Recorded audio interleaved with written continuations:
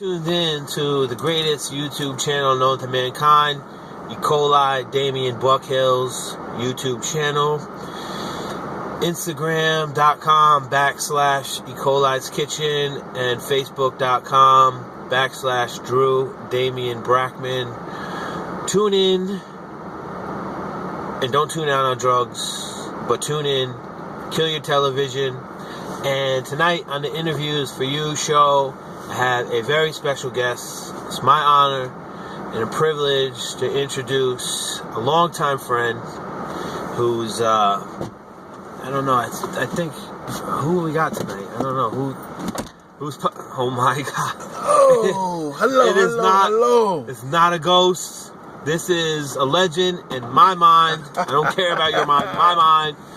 Joe Williams, Joe G.I., and what was the other name? Jarukups. R-U-K-U-P-S. Okay. Hello, world. How are you? So you tuned in to Interviews for You show. We're going to get right to it. My friend, first question is, where are you from? And, just tell the people where you're from right now and, what brought you to this moment in time, sitting in the car being interviewed with some goon named E.coli, and so interested in, I'm interested, you're going to be interested after this, man, a little bit of this man's story, I'll tell you that right now. So my name is Joe. I like to be introduced as the average Joe. I've gone by many names, Little Rukups, Joe G.I., Joseph, etc. So I just like to say that I'm the average Joe. Alright? I'm here in Middletown. I'm not your average Joe. I'm here in Middletown with E.coli. We just finished eating at Frank's Pizza, and if we dubbing Frank's Pizza, you should check how to, because you promoting him.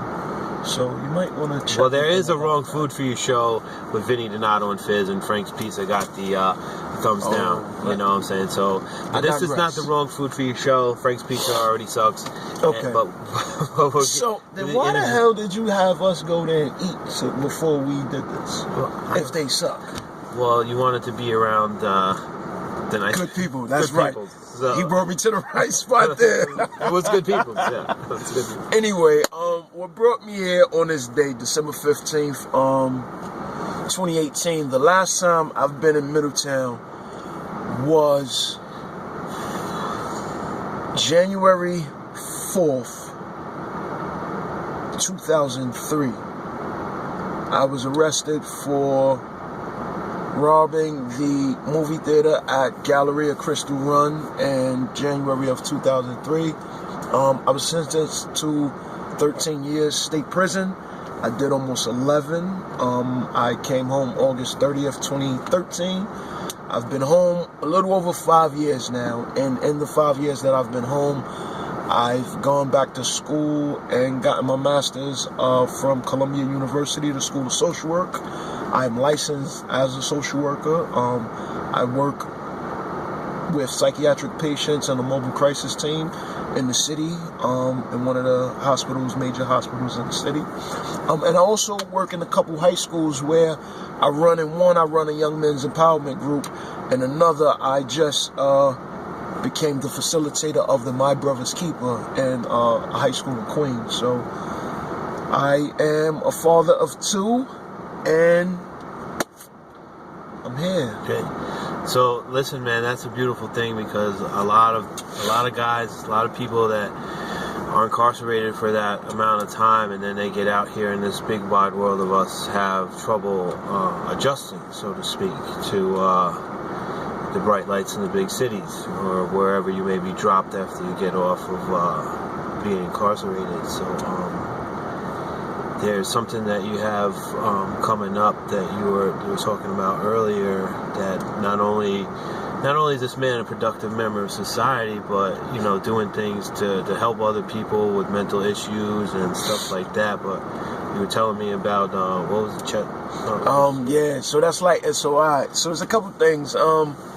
One of the things that you hit on is like the adjustment part, and that's something that's unique, but without talking about the work that I'm trying to do with the youth, as far as my own organization, my own counseling and mentoring business. The other part of the adjusting, people that have done time, who's coming home and adjusting, and I've been home 5 years. I successfully completed 5 years of post-release supervision, which was also known as parole, but was just ran differently. I had to do the whole 5 years. What I found unique was this. As a social worker, I am encouraged to be in therapy based on the nature of my job. However, as someone who was incarcerated and formerly incarcerated, I was never encouraged to seek mental health treatment just for the trauma of being locked up. What did it entail for me to have to do that time? To have me lose family members and to not be able to go to the wake or to the funeral, to have I went away, my daughter's mother was 3 months pregnant. My daughter has grown in that time that I was away, and it was like it was a lot of traumatic experiences just being an absentee father based on my actions and my decisions. I did the crime, I had to do the time. But it's trauma in that time, and if it's not treated, how does it affect or impact the individual who, after being away all that amount of time, is just expected to come back and function, fit in? I've been deprived around being around women for over a decade, and then it's this expectation to just fit in, get back into the swing of things.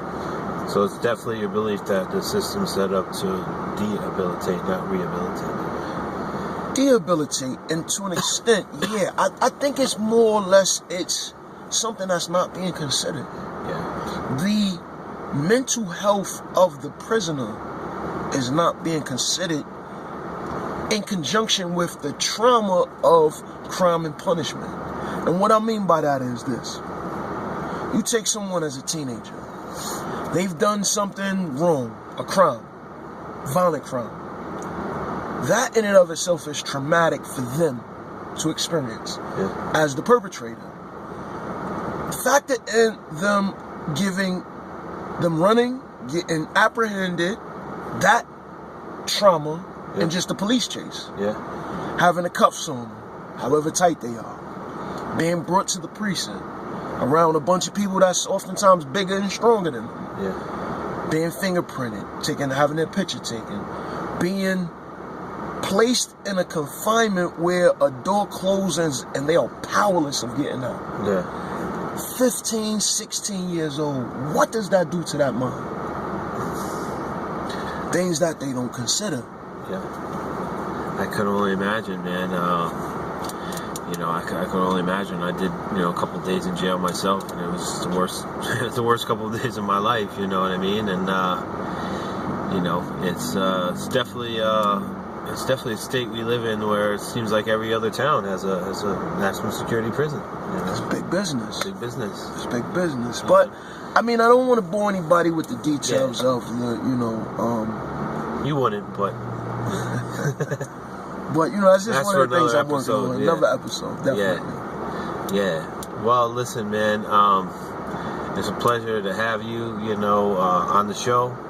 Pleasure to be in your company tonight.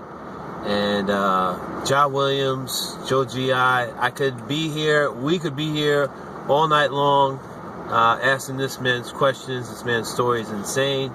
This man also is he will put out an album. What's the name of the album coming out? You have a name for it? The first one? The first one. It's going to be The First Fail. The Birth Child. The First Fail.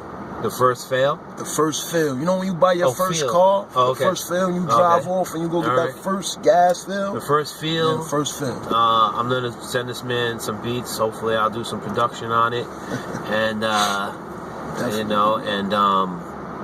also, Unbalanced Behavior is a movie that I've written and that I'll be featured in. And this man also has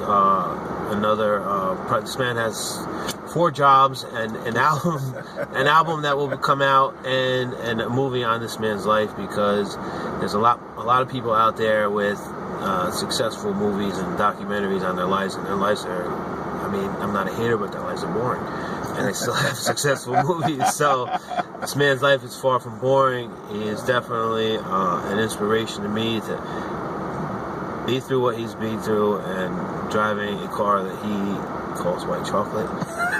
I thought I was white chocolate, but he cheated on me and he calls his car white chocolate. I don't even have a car. I'm a true degenerate. This man is not. E.coli, Damien Buckhills YouTube channel, Joe G.I. Peace. Peace. Salute all my brothers. Nothing but peace. Right.